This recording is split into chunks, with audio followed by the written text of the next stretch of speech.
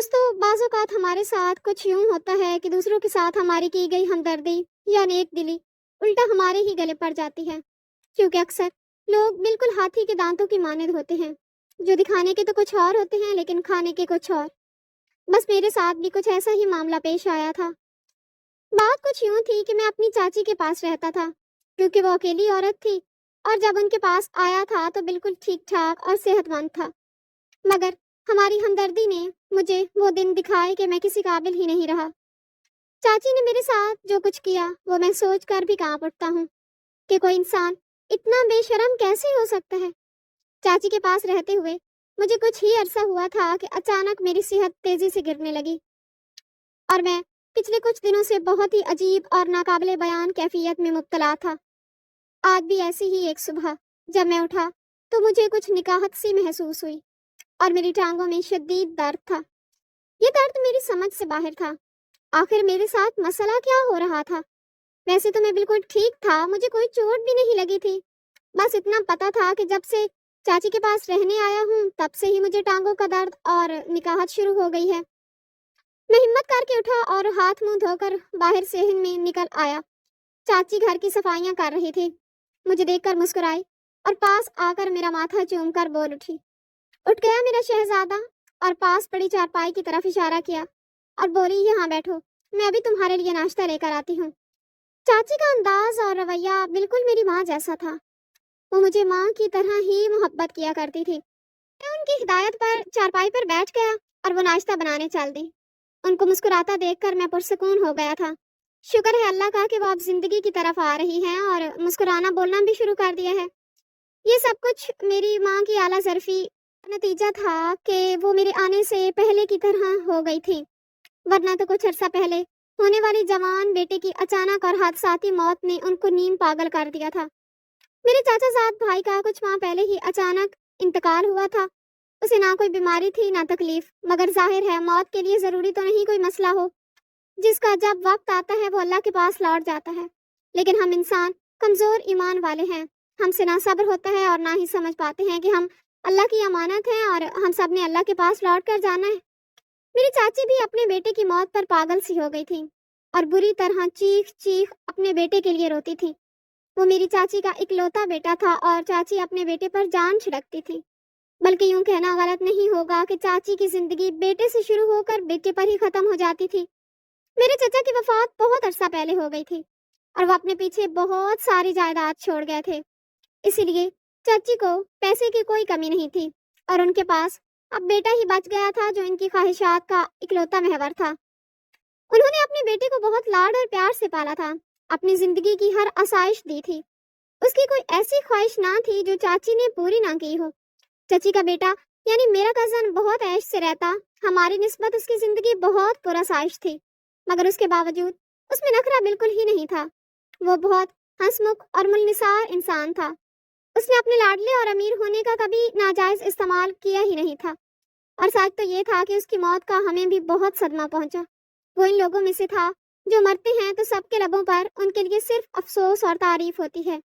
ایسا نہیں تھا کہ وہ مر کر اپنی قدر کروا گیا تھا، وہ جب زندہ تھا تب بھی پورا خاندان اور سارے جاننے والے اس کی بہت تعریف کرتے تھے، جس پر چچی کا سر فخر سے بلند ہو جاتا، اور جب وہ مرا تو سب کو ہی بہت افسوس ہوا تھا۔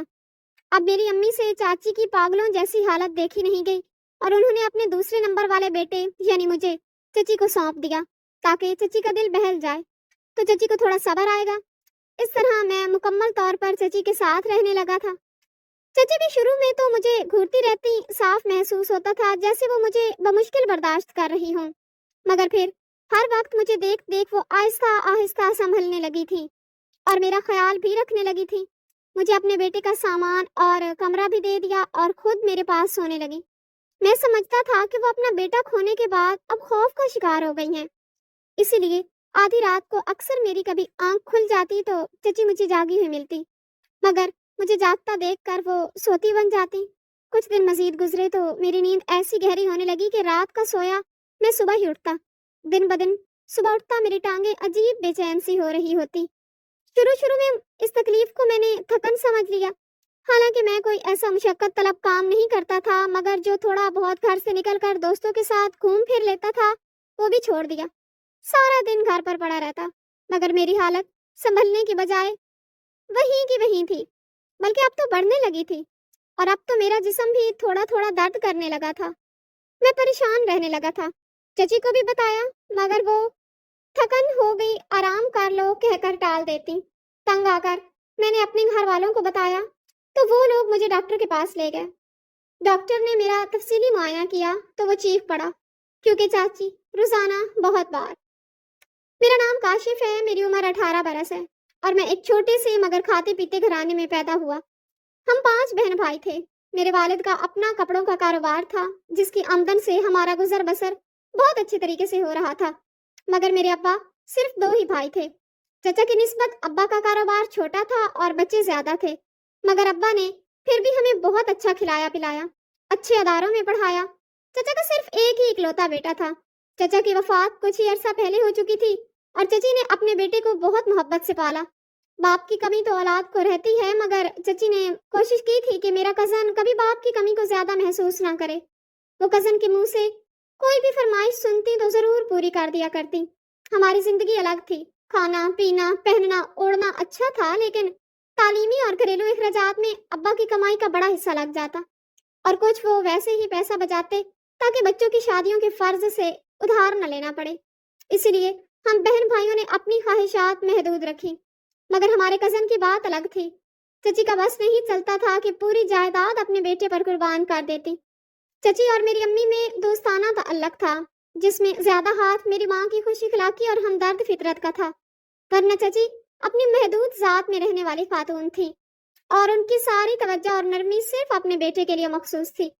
पहले पहल हमारा और चाची का घर साथ था, मगर चाचा की वफात के बाद चाची अपने बेटे को लेकर एक महंगे और अच्छे इलाके में जा बसी थी। फिर भी ताल्लुक खत्म नहीं हुआ था। हम अक्सर चाची के घर जाते और मेरा कजन भी अक्सर हमारे घर आता। वो मुअद्दिब और सुलझा हुआ लड़का था, जिसने बाप की वफात के बाद अब्बा को ही अपना बाप मान लिया। हर मसला उनसे पूछता और हमारी माँ को भी माँ का दर्जा देता। बहन भाइयों से भी वही रिश्ता रखता। कयामत हम पर तब टूटी थी जब एक रोज सुबह अचानक उसके मरने की खबर मिली। ये खबर सुनकर हम सबको बहुत दिली सदमा हुआ, क्योंकि वो एक दिन पहले हमसे मिलकर गया था, बिल्कुल ठीक ठाक और हंसता बोलता हुआ। सुबह उसे क्या हुआ ये सोचकर हम सब दंग रह गए। इंसानी फितरत है कि हम मौत की वजह ढूंढने लग जाते हैं, हालांकि मौत के लिए वजह का होना जरूरी नहीं। हम रोते चिल्लाते चची के घर पहुंचे। सामने हमारा कजन अब्दी नींद सो रहा था और ये मंजर इतना अजियतनाक था कि दिल फट रहा था। पहली बार ऐसा हुआ था कि हम वहां पहुंचे और दरवाजे पर लेने नहीं आया था, बल्कि हमें उस तक जाना पड़ा। चची की चीखें पूरे घर में गूंज रही थी। उनका सदमा सबसे बड़ा था। हम भी रोते हुए उनके पास पहुंचे और मौत की वजह दरियाफ्त करने लगे। चची ने बताया कि रात वो बिल्कुल ठीक था, खाता पीता, और फिर बोला कि मेरी तबीयत कुछ बोझल है, मैं आराम करना चाहता हूँ। चची ने उसे फौरन सोने और आराम करने की हिदायत देकर कमरे में भेज दिया। मगर सुबह जब यूनिवर्सिटी जाने के लिए चची ने उसे जगाने कमरे में पहुंची तो वो मुर्दा मिला।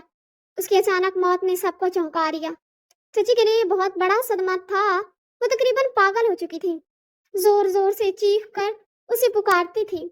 जब हमारे कजन का जनाजा उठा तो चची बेहोश होकर गिर पड़ी। हमारी अम्मी उदास सी चची को संभाल रही थी। इर्द गिर्द लोग चची के लिए अफसोस कर रहे थे कि इतनी जमीन जायदाद और चचा का चलता कारोबार अब किसके हवाले होगा, क्योंकि शौहर बहुत पहले ही मर चुका है। जवान बेटा जो इकलौता सहारा था अब वो भी चला गया। मेरी अम्मी को लोगों की इस परेशानी पर अफसोस हुआ। ऐसे मौके पर जब एक माँ अपना जवान बेटा खो चुकी हो, उसे जमीन जायदाद से क्या मतलब हो सकता है। उसकी तो कुल कायनात और सारी जायदाद उसकी औलाद थी और वही उसके हाथ से जा चुकी थी। चची को बहुत देर बाद मुश्किल से होश में लाया गया, मगर जैसे ही होश आने के बाद उन्होंने बेटे को दफना देने की बात सुनी तो वो उल्टी सीधी बातें करने लगी। कभी कहती थी कि उनके बेटे को जहर देकर मारा गया है और कभी चीखने लग जाती कि उनका बेटा जिंदा है, मगर सबने उसे मुर्दा समझकर दफना दिया। हम सब जानते थे कि उनकी ये कैफियत जवान बेटे की अचानक मौत की खबर की वजह से है, इसीलिए किसी ने भी उनकी बातों पर ध्यान नहीं दिया। मगर चची की हालत दिन ब दिन बिगड़ती जा रही थी। अपने घर में वो अकेली हो चुकी थी और हर तरफ इकलौते बेटे की यादें और सामान बिखरा हुआ था। ये चीज चची को अजियत से मार रही थी।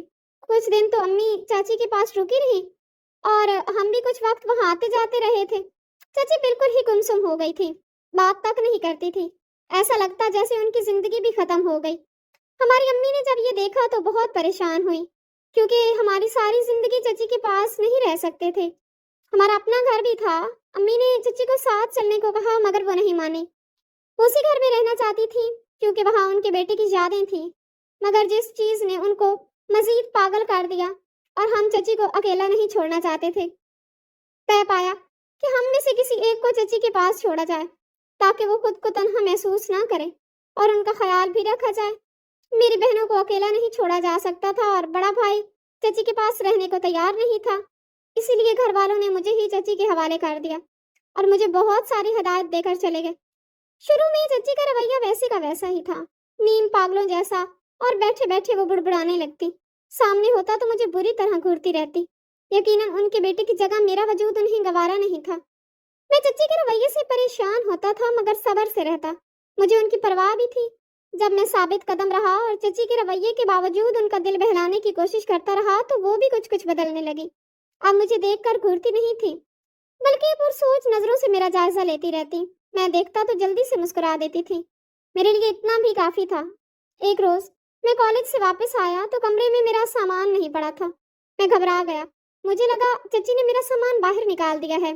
मैं भी मायूस सा खड़ा था कि चची ऊपर से आ गई। मुझे देखा तो बोली, तुम्हारा सामान मेरे बेटे के कमरे में पड़ा है, और रात के वक्त अब से तुम मेरे पास रहोगे। फिर वो मुझे पकड़कर अपने बेटे के कमरे में ले गई और उसका सामान उठा उठा कर मुझे दे रही थी। मैं इस तब्दीली पर हैरान हो रहा था, मगर मुझे खुशी भी हो रही थी कि चची के अंदर गम का गुबार धुल गया है। तो अब यकीनन वो जिंदगी की तरफ भी लौट आएंगी, और मेरा गुमान बिल्कुल दुरुस्त निकला। चची संभलने लगी थी, मेरे लिए शौक से खाने बनाती और अपने पास रखती। मैं भी खुश रहने लगा।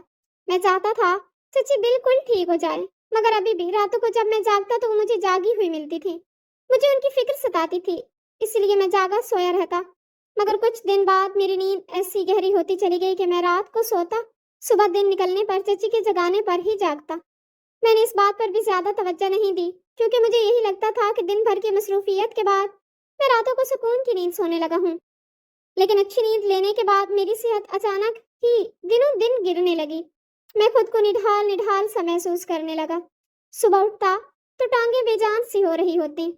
मैं इसे अपनी थकन समझकर नजरअंदाज करता रहा और अपनी तरफ से आराम करता रहा, मगर मुझे अफाका नहीं हुआ, और अब तो मेरे चेहरे की रौनक भी मांद पड़ती जा रही थी।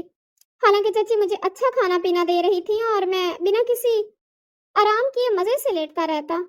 बिल्कुल सच तो ये था कि चची के पास मेरी जिंदगी अपने घर की निस्बत बहुत ज्यादा अच्छी थी। इसके बावजूद मेरी सेहत गिरती जा रही थी। मैंने एक दिन चची को बताया कि मेरी सेहत गिरती जा रही है, मैं अपने आप को निढाल लगने लगा हूँ। मेरी बात पर चची ने गौर से मुझे देखा और फिर नफी में सर हिलाया और बोली, ऐसा कुछ नहीं है, तुम्हें सिर्फ वहम हो रहा है। तुम दोस्तों के पास चले जाते हो खेलने, और इतने में ही तुम्हें थकन हो जाती होगी। आराम करोगे तो ठीक हो जाओगे। मैं चची की बात पर चुप होकर रह गया। हालांकि मैं कोई बच्चा नहीं था, भागता दौड़ता था, लेकिन मैंने चची की बात से इत्तेफाक किया और आराम करने लगा। मैंने दोस्तों के साथ बाहर जाना भी छोड़ दिया। जो थोड़ा बहुत सौदा सलफ लेने जा सकता था, वो भी चची ने अपने सर ले लिया। मुझे शर्मिंदगी सी महसूस हो रही थी कि मैं चची का ख्याल रखने की बजाय उन पर बोझ बनता जा रहा हूँ। मैं खुद सारी जिम्मेदारी लेना चाहता था, मगर मैं अब बिल्कुल ही निढाल सा हो रहा था। मेरे लिए अब कॉलेज जाना भी नामुमकिन हो गया। मेरे यार दोस्त भी मुझे हैरत से देखने लगे, मैं ऐसे कमजोर क्यों होता जा रहा हूँ। जब मेरे कॉलेज में टीचर ने भी महसूस करके मुझे डॉक्टर को दिखाने को कहा तो मैं छटक सा गया। चची मेरी बात मानने को तैयार नहीं थी, इसीलिए मैं एक इतवार घर वालों से मिलने गया तो उन्हें अपना मसला बताया। वो लोग मेरी हालत देखकर घबरा गए। अब्बा मुझे फौरी डॉक्टर के पास ले गए। डॉक्टर ने मेरी हालत सुनी तो चौंक गया। मेरा तफसीली मुआयना किया तो चीख उठा और मुझसे तरह तरह के सवालात करने लगा। मैं कहाँ रहता हूँ, कौन कौन मेरे साथ रहता है। अब्बा और मैं ऐसे सवालात पर हैरान होते थे। मैंने डॉक्टर को बताया कि मैं अपनी चची के पास रहता हूँ और हम दो के अलावा घर में कोई नहीं होता। डॉक्टर ने यह सुनकर अफसोस का इजहार किया और मेरी इस हालत की जो वजह मेरे बाप को बताई, वो मुझे और अब्बा को झटका लगा गई। अब्बा का चेहरा गुस्से से सुर्ख हो गया और मैं हैरत ज़्यादा बैठा रह गया। हम दोनों बाप बेटा सर झुकाए घर पहुंचे तो घर वाले भी तशवीश से सवालात करने लगे। मेरे अब्बा शदीद गुस्से में थे और चची पर गुस्सा होने लगे। कि ये औरत नफसियाती मरीज और निहायत ही बेशरम है। अब्बा तो ये भी बोल गए कि चची ने अपना बेटा भी खुद मारा होगा। अम्मा हैरत ज़दा रह गई। अब्बा को समझाने की कोशिश की कि वो अपनी भाभी को ऐसा ना कहें, तो अब्बा भड़क उठे और मेरी माँ से लड़ने लगे कि हमारी औलाद फालतू नहीं है जो तुम इस औरत का दिल बहलाने के लिए इसे दे आई हो। तुम्हें अंदाजा भी है कि वो हमारे बेटे के साथ क्या कर रही है। अब्बा की बात पर मेरी अम्मा ठठक गई। मुझे देखा तो मैं अफसरदा सा सर झुकाए बैठा था। मुझे दुख हो रहा था कि मैं उस औरत को माँ समझता रहा और वो मेरे साथ क्या करती रही। मेरे कानों में अभी तक डॉक्टर की बात गूंज रही थी। डॉक्टर ने अब्बा और मुझे बताया था कि मुझे स्लो पॉइजन दिया जा रहा है, जिसकी वजह से मेरी ये हालत हो चुकी है और मैं धीरे धीरे मौत के मुंह में जा रहा हूँ। अब मुझे पता चला कि मैं क्यों अब रातों को गहरी नींद सोने लगा था, और चची का रात को बिला नागा मुझे दूध देना भी इसी सिलसिले की एक कड़ी थी। अब्बा ने अम्मी को बताया तो वो गम से बेहाल हो गई। अगर मैं घर आकर किसी को ना बताता तो यकीनन एक रोज खामोशी से मौत के मुंह में चला जाता। अम्मी मुझे देख देख कर रो रही थी और माफिया मांग रही थी, हालांकि इनमें उनका कोई कसूर नहीं था। मैं जानता था मैं उन पर भारी नहीं था, बल्कि वो वाकई चची के ख्याल में मुझे वहां छोड़ आई थी। अम्मी अब्बू ने मुझे अब घर में ही रख लिया। अब्बा खुद मेरा सामान लेने चची के घर पहुंच गए। अब्बा ने चची से लड़ाई की और उन्हें शर्म दिलाई कि वो अपना जवान बेटा उनके हवाले करके गए थे और उन्होंने क्या सिला दिया। इस पर चची ने जो बात कही वो मेरे माँ बाप को सुन कर गई। चची लड़ते हुए रो रही थी और बोल रही थी कि तुम लोगों ने मेरी जरा परवाह नहीं की, बल्कि दौलत के लालच में अपना बेटा मुझे सौंप दिया। तुम लोगों ने मेरे बेटे को भी ऐसे ही अपने हाथ में कर लिया था ताकि किसी तरह मेरी दौलत हथिया सको। वो बहुत कुछ बोलती चली गई। अब हमें पता चला था कि हमारा कजन मेरी एक बहन से शादी करना चाहता था। उसने चची से ये बात की। चची को लगा कि हमने उनकी दौलत के लिए उनके बेटे को अपने हाथ में किया है और वो ऐसा नहीं चाहती थी। उन्होंने बेटे को साफ इनकार कर दिया तो मेरा कजन खामोश हो गया। उसने अपनी माँ से जिद नहीं की और ना ही हमसे कोई बात की। उस रोज भी वो हमारे घर से होकर गया था। वो माँ के साथ खाना खाने के बाद चुपचाप सा बैठा था, फिर बोला मेरी तबीयत नहीं ठीक और आराम करने चला गया। सुबह मरा हुआ मिला। ये सरासर तबई मौत थी, मगर मेरी चाची को यकीन था कि हमने रिश्ता ना होने पर मजबूरन उनके बेटे को मार दिया। और जब मेरी माँ ने मुझे इनके हवाले किया कि आज से ये तुम्हारा बेटा है, तो चची को यकीन हो गया कि वाकई हम दौलत हथियाना चाहते हैं, तभी उनके घर में दाखिल हो रहे हैं। वो पहले तो सब्र करती रही और अंदर ही अंदर अंगारे सुलगाती रही, मगर फिर उन्होंने अचानक बदला लेने की ठानी और बदले की आग में जलते हुए सोचा कि हम लोग उनका बेटा मार सकते हैं तो वो भी हमारे घर का जवान लड़का मार देंगे, ताकि मेरे वालिदैन को एहसास हो कि जवान बेटी की मौत कितनी अजियतनाक होती है। इसलिए वो मुझे जहर दे रही थी, ऐसा जहर जो मुझे आहिस्ता आहिस्ता मौत के मुंह में ले जा रहा था। मेरे माँ बाप चची के दिमाग की खुराफात सुनकर सर पकड़ कर बैठे थे। चची शुरू से ही मनफी जहनीयत की मालिक थी। अब मुझे अंदाजा हुआ था कि चचा की मौत के बाद वो क्यों बेटे को लेकर हमसे दूर चली गई। मेरे अब्बा ने गुस्से से चची को कहा था कि हमें दौलत का नशा नहीं है। जो बेचारा मरा है वो सिर्फ तुम्हारा बेटा नहीं था, बल्कि अब्बा के भी छोटे भाई की इकलौती निशानी थी। अब्बा ने कहा हम ख्वाब टालते हैं ऐसी दौलत पर जिसके लिए किसी मासूम की जान लेनी पड़े। अब्बा और अम्मी मेरा सामान लेकर घर लौटा और चची को अकेला छोड़ दिया। पूरा घर मेरे इर्द गिर्द घूम रहा था और मेरा ख्याल रख रहा था। सबको मेरी मौत का खौफ था। मेरी सेहत का ख्याल रखा जाने लगा और डॉक्टर की हिदायत पर मुझे अच्छी खुराक दी जाने लगी। इसी बदौलत मैं तेजी से बेहतर होने लगा। मुझे आज भी चची की फिक्र रहती थी। जब उनका नाम आंखों से छुप कर देखना याद आता तो दिल बेचैन सा हो जाता।